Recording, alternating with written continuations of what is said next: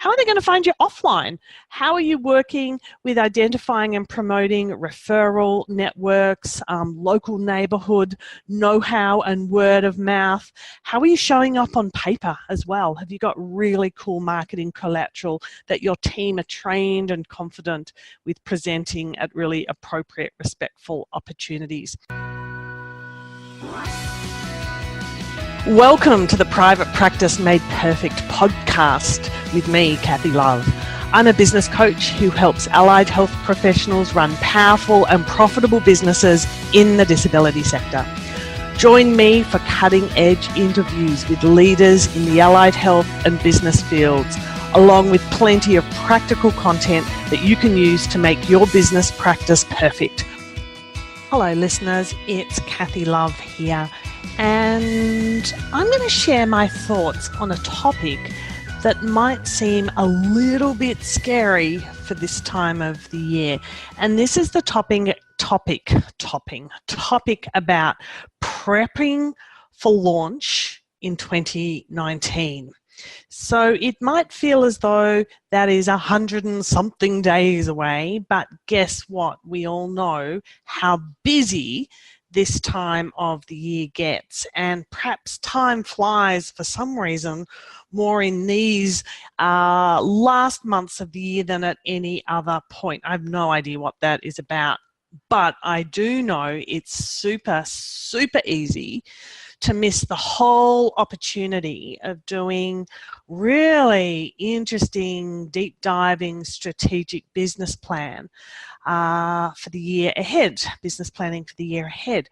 What tends to happen that I hear about is business planning, and I'm doing air quotes, which isn't particularly useful for a podcast, but you can hear my air quotes, is business owners describing to me that they will come back in the summer and they will do their business planning in January. And you know what? That's okay. It is a whole lot better than no business planning. But I do wonder whether that run is a little tad late, and whether it would be even easier and even more powerful if you got a red hot run at it in the last few months of the previous year. Just going to leave that one with you to cogitate on.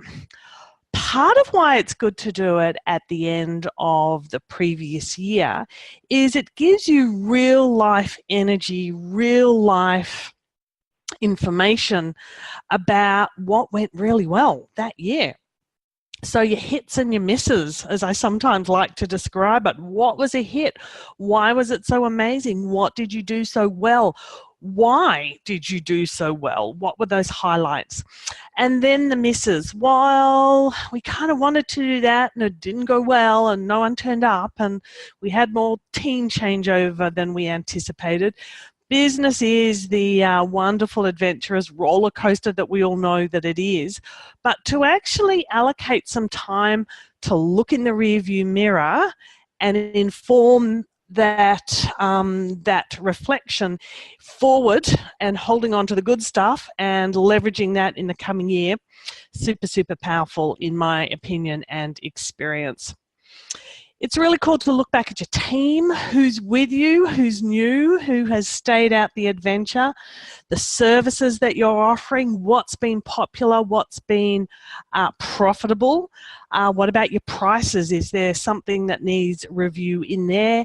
Your profit, have you really had a good look into your profit and loss and your balance sheets? Have you had a look at where you've been break even on some products and the billable hours, the sales figures that you need across your time, and being really proud of being able to articulate the impact that you've had on your own life, on the lives of your team, and on the lives of the clients that you serve as well. All of that is good data to literally pull up and print out and reflect on. But it also gives you a really solid base for business growth against the next calendar year. Take a moment also to have a think about the systems and software that you've got in place. How have you been using them? And are you stepping towards that blissful state that you've got what I call business hum, that business background hum, that you have a business that largely runs itself with the right amount of your input and your energy? Okay? Lots to be thinking about in the year that was. And then I guess you got to get your thoughts in order in terms of what you next want the next year to be.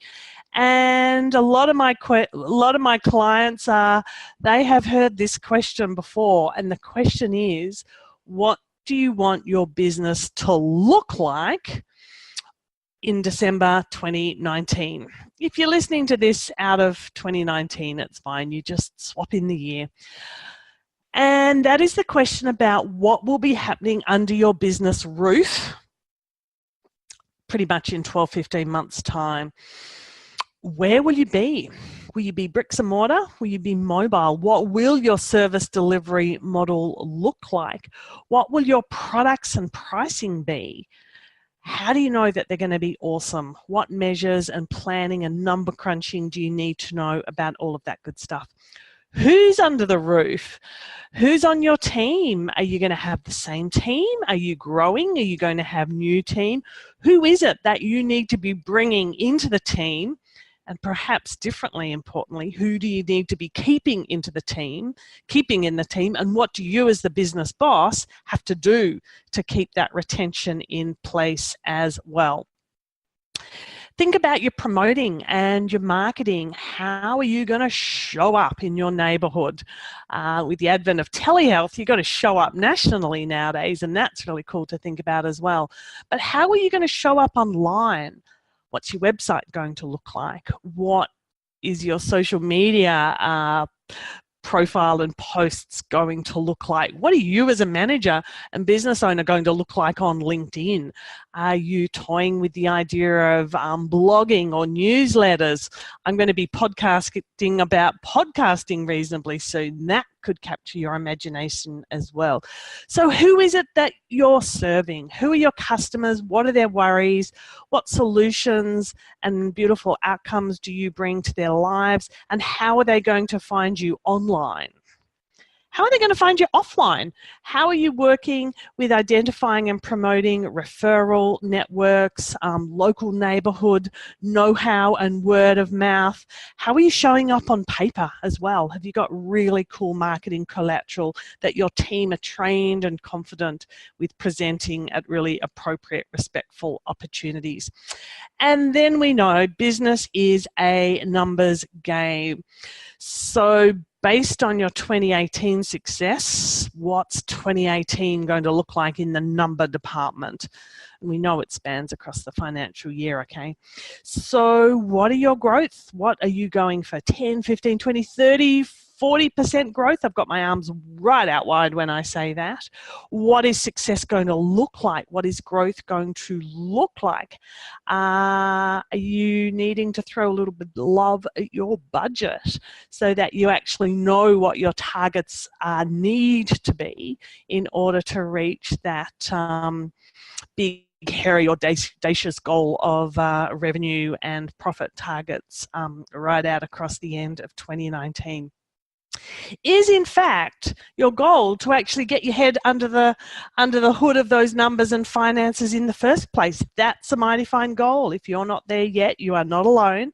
But to build financial habits, to work with your financial team and your business mentors, that can really get the confidence and knowledge up so that you better understand and can better manipulate, if you like, and anticipate the numbers associated with your business.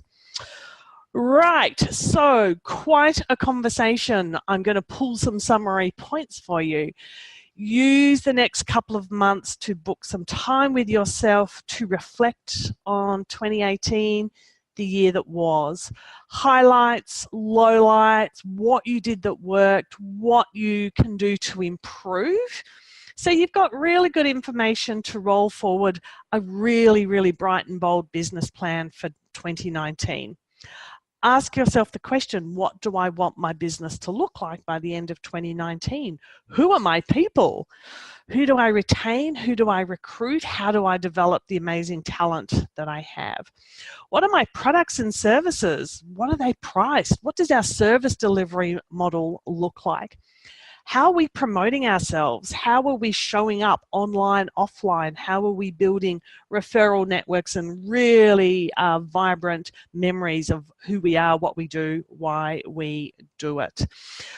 That profit, goodness, if numbers isn't your game, step towards it and embrace it. It makes such a difference when you know how to dig into those metrics and understand the finances and the business numbers behind your business as well.